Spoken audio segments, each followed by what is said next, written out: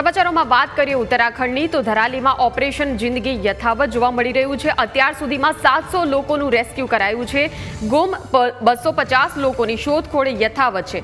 સેનાના 8 જવાનો પણ ગુમ હોવાની વિગતો છે। વાદળ ફાટતા ધરાલી ગામમાં સર્વનાશ થઈ ગયો છે। પૂરમાં ઘરો, હોટલો, શાળાઓ નાશ પામ્યા છે। સરકારે રાહત અને બચાવ કામગીરી હાથ ધરી છે। ધરાલીમાં ઓપરેશન જિંદગી યથાવત જોવા મળી રહ્યું છે। અત્યાર સુધીમાં 700 લોકોનું રેસ્ક્યુ કરાયું છે। દ્રશ્યો અમે આપને બતાવી રહ્યા છીએ કે કઈ રીતે સમગ્ર જે વિસ્તાર છે એ પાણીમાં ગરકાવ થયો છે।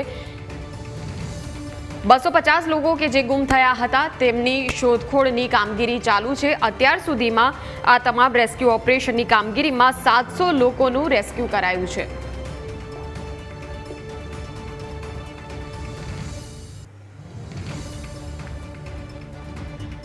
તો ઉત્તરાખંડમાં સર્વત્ર તબાહીનો માહોલ છે।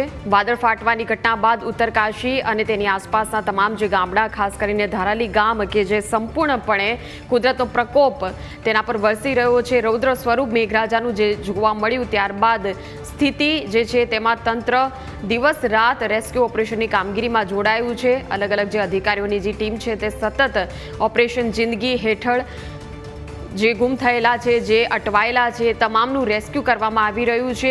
250 લોકો જો કે હજુ પણ લાપતા છે। 700 લોકોનું અત્યાર સુધી આ કામગીરીમાં રેસ્ક્યુ કરાયું છે। તો ઘરો, શાળાઓ, હોટલો તમામ આ વિનાશનો ભોગ બની છે।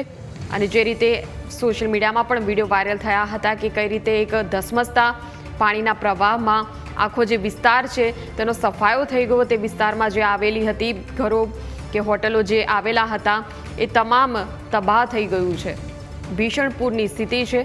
કુદરતનો પ્રકોપ અત્યારે ઉત્તરાખંડના લોકો જોઈ રહ્યા છે। ધરાલીમાં ઓપરેશન જિંદગી જો કે યથાવત છે અને સતત સ્થાનિક પોલીસ તંત્ર અને NDRF, SDRF તમામની ટુકડીઓને મેદાને ઉતારવામાં આવી અને જે તમામ અધિકારીઓ જે છે એ રેસ્ક્યુની કામગીરી સતત અલગ અલગ વિસ્તારોમાં જઈને કરી રહ્યા છે। પરંતુ વરસાદ પણ સતત ત્યાં ચાલુ છે એટલે રેસ્ક્યુ કામગીરીમાં ક્યાંક થોડીક મુશ્કેલીનો પણ તેઓ સામનો કરી રહ્યા છે।